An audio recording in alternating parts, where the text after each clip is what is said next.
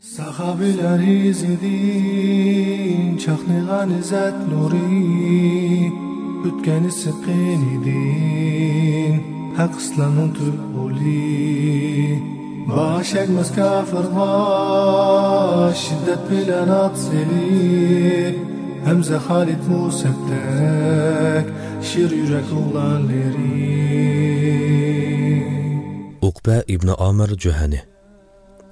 U hayotini ilm ilish va jihad qilishdan iborat ikki ishga sarf qilib yashag'uchi. Uzoq talmurish va kutishlardan keyin Payg'ambar alayhisalom oxiri Madinaning yuqori tarafiga yetib keldi. Madinalik kishilar Alloh tarafidan kelgan bu rahmat elchisi bilan ko'rishganligidan xo'shallanib, uylarning o'gizlarida, yo'llarda, daraxtlarning ustilarida qistilishib, takbir tahlil aytishgan holda Payg'ambar alayhisalomni kutib olishdi. Madinaning kichik qizlari qo'llarida dab chalg'inicha, ko'zlarida Allohning payg'ambarga bo'lgan cheksiz hurmat ishtiyoqi bilan qo'shoqlar aytqinicha kelishdi. Rasululloh misli bo'lib tulun oy. Sayna vodisi nurlanib bo'ldi nahar. Shukri lillah qildi Alloh inoyat. Duoyimizdan yaxshilik chashdi bor. Payg'ambar alayhisalomning sahobalari bilan qo'shilgan qo'shuni Payg'ambar alayhisalomni o'tirib olgan holda qarshi ilishga chiqqan, ko'zlari xushalliq yoshlari bilan namdalgan, chiroylari xushalliqdan nurlangan kishilar to'pini yerib olg'a ilgirildi. Ammo shuncha ko'p odam muyassar bo'lgan bu xushalliq manzarasini Uqba ko'rolmadi. Chunki uning bir qancha qo'yi bor bo'lib, u birdan bir mulki bo'lgan bu jonivorlarning och qilib o'lib qolmasligi uchun ularni beqishga Madina shahridan yiroqdagi bir sahroga haydab chiqib ketgan edi. Madina Munavvarni zilzilaga solgan xo'shalliqning xabari uzun o'tmay yiroq sahrolarga anglandi. Madinadagi bu nur yiroq sahrolarga sho'lisini tushirdi. Mol beqiyotgan Uqbamo bu xo'shalliq xabarini oldi. Bu chog'dagi ahvolni Uqba mundaq suratlaydi. Men qo'ylarimni beqiyotganda Payg'ambar alayhisalomning Madinaga yetib kelganligini anglabla, qo'ylarni shu yerning o'zi tashlab qo'yib, hech narsaga qaramasdan Madina tarafga qarab chapdim. Men uning bilan ko'rishgunimda, "Ey Allohning payg'ambari, meni bay'at qildirgan" deb so'radim. "O'zing kim bo'lasan?" deb so'radi Allohning elchisi. "Men Uqba bo'laman. Seni sahrolik arablarni bay'at qildirgandek qildiraymi yoki hijrat qilganlarni bay'at qildirgandek qildiraymi?" deb so'radi Allohning elchisi. Men uningga balki hijrat bay'atidek bay'at qilishni xohlayman dedim. U meni hijrat qilguvchilarga qilg'izgandek bay'at qildirdi. Men Payg'ambar alayhisalom bilan bir kecha birga turib, elchisi qo'ylarim bor sahroga qaytdim. Bizdan islomni qabul qilgan 12 kishi qo'ylarimizni beqish uchun Madinaning sirtidagi cho'ng bir sahroda turardik. Biz o'zaro dinimizni tushunish, Allohdan Payg'ambar alayhisalomga tushgan vahiylarning mazmunidan xabardor bo'lib turishimiz uchun har kuni birimiz Payg'ambar alayhisalomning oldiga bormasak, bizga yaxshilik yo'q. Har kuni bizning oramizdan birimiz qo'ylarimizni qolganlarga tashlab qo'yib, Madinaga berib kelsin. Qolganlarimiz qo'y boqqash berib kelguchi ilib kelgan xabarlarni anglayli degan maslahatga keldik. Men ularga Allohning elchisining oldiga sizlar bir-birlab berib kelinglar. Borganlar menga qo'ylarni qoldirsin dedim. Chunki men qo'ylarimni birarsiga tashlab qo'yishdan ansiraydim. Mening hamrohlarim deyishkinimiz bo'yicha Payg'ambar alayhisalomning huzuriga bir-birlab berib kelib turardi. Men bo'lsam ketganlarning qo'yini boqqach qolatdim-da, ular qaytib kelganda deganlarga quloq solatdim va o'ginatdim. Lekin oradan uzun o'tmay o'z-o'zimga esit sana semirmaydigan ham seni boyma qila olmaydigan mushu bir qancha qo'yni deb o'zing bilan Payg'ambar alayhisalom bevosita uchrashadigan, uningdan ilm oladigan fursatni qo'ldan beramsan dedimda, qo'ylarimdan voz kechib masjidda Payg'ambar alayhisalomga hamroh bo'lish uchun Madinaga qarab yo'lga chiqdim.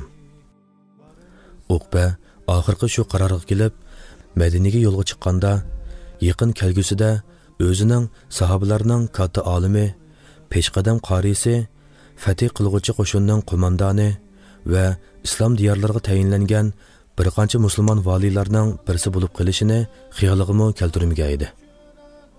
U dastlabda e'tiborlab cho'ng bilib ketgan qo'ylarini tashlab, Allah va Allohning payg'ambar tarafga manganda o'zining dunyo shaharlaridagi ona shaharlardan bo'lgan Damashqni ishg'ol qilguvchi qo'shinning oldida bo'lishini va Tuma darvosining yonidagi go'zal bog'chining o'tirisiga makonlashib qilishini qilchi xiyol qilib boqmagan edi. Shundaqla dunyoning yeshil zumurda bo'lgan Misrni fath qilgan qo'mondonning biri bo'lib qilishini, bu diyorga vali bo'lib muqaddam tig'ining bag'riga o'zi uchun qo'ro'jay selishini qilchimi tasavvur qilib boqmagan edi. Mana bularning hammasi g'ayib ishlardan bo'lib, faqat Allohga ma'lum ishlardir. Uqba Madinaga kelgandan keyin payg'ambar alayhisalomga davomli hamroh bo'ldi. Allohning rasuli qayerga borsa, u qijirning cho'lvirini tutib oldida mang'atdi. Ko'pincha hollarda Allohning rasuli uni qijirining orqaga mingizoladi. U hatto Allohning rasulining mingashkuchisi deb ataldi.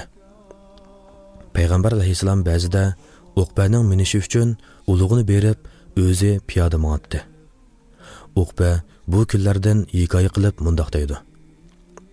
Bir kuni men Madinadagi ma'lum bir o'rmonlikda payg'ambar alayhisalomning xijirini yetilab ketayotgan edim.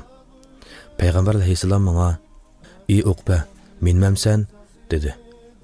"Yo'q, demoqchi bo'ldim-yu, bundoq desam, uning so'ziga kirmaganlik bo'lib qolmasin deb, ma'qul, ey Allohning elchisi" dedim.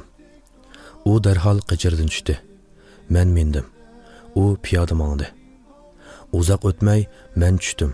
Payg'ambar alayhisalom qijirga mindi va menga: "Ey Uqba, sana hech o'qishi ko'rilmagan ikki sura o'gitib qo'yaymi?"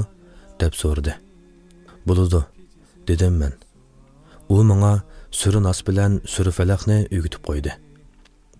Shu chog'da namozga taybir o'qilganda, u mushu ikki surani o'qib namoz o'qidi va menga: "Sen uxlaganda va uyg'onganda bu ikki surani o'qigin" dedi. Men umr bo'yi bu ikki surani o'qib keldim. U butkul hayotida zehnini ilm bilan jihoddan iborat ikki ishga sarf qildi va shu ikkisi uchun sanoqsiz qurbonliklarni berdi. Ilm sohasida u Allohning elchisining mo'l va shirin bilim buluqidan usuzlik ichib, qori, hadis-shunos, faqih, miros ilmi, adab, notiq va shoir bo'lib yetishdi. U Qur'onni o'qiydiganlarning ichida eng chiroyli o'qiydigan edi. Qorong'i tushib kech kelganda, u Allohning kitobidagi oyatlarni tilovat qilishga kirishib ketadi. Uning tilovati sahobalarning yuraklarini larzaga silib, vujudlarini Allohning so'zlaridan ta'sirlanganlik va Allohdan qo'rqishdan bo'lgan hissiyot o'rab oladi. Ko'zlaridan yoshlar qo'yilib ketadi. Bir kuni Umar ibn Xattob radhiyallohu anhu uni chaqirib: "Ey Uqba, menga Allohning kitobidan biror oyat o'qib ber" dedi. Uqba Umarning talabiga asosan uningga Allohning oyatlaridan bir nechini o'qib berishga boshladi. Umar yig'lab, soqollari ho'l bo'lib ketdi. Uqba o'z qo'li bilan yozgan bir Qur'onni qoldirib ketgan edi. Uning bu qo'lyozmasi Misrdagi Uqba ibn Amir oliy maktabi degan nom bilan tanilgan oliy maktabda saqlangan bo'lib, bu Qur'onning oxirisiga Uqba ibn Amir Juhani yozgan degan xatlar yozilgan edi. Uning bu Qur'oni yer yuzida topilgan eng qadimiy Qur'onlarning biri bo'lib, u bizning yo'qolgan qimmatli yodgorliklarimiz qatorida yo'qolib ketgan. Jihad sohasiga kelsak, Uqbaning payg'ambar alayhisalom bilan birga Uhud va uningdan keyingi barliq g'azotlarga qatnashganligi, Damashqni fath qildigan kuni uning ko'rsatgan ajoyib qahramonligi, qo'rqmas shijoati uning bu haqdagi tarafini bilishimizga yetarlidir. Abu Ubayda Damashqning o'ngishli fath qilinganligini xalifa Umarga o'z og'zi bilan yetkazishni uchun uni Madinaga avatishni uning botirligiga bo'lgan mukofot qildi.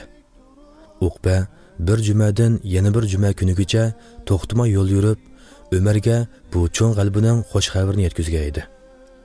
U yana Misrni fath qilgan cho'ng qo'shinning qo'mondonlaridan biri bo'lib, mu'minlarning xalifasi Muaviya ibn Abu Sufyan uning to'kpisi uchun uni Misrga 3 yil vali qilish orqali mukofotlagan edi. Ondan uni O'tir dengizdagi Rodos orliga urushga avatdi. Uning urushga bo'lgan ishtiyoqi shu darajada ediki, u jihad qilishga doir barliq hadislarni butunlay yodi bildigan birdan-bir kishi edi.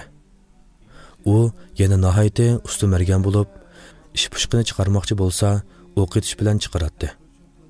U Misrdagi vaqtda sakaratda yetib ballariga: "Ey ballarim, men sizlarni 3 ishdan to'sayman.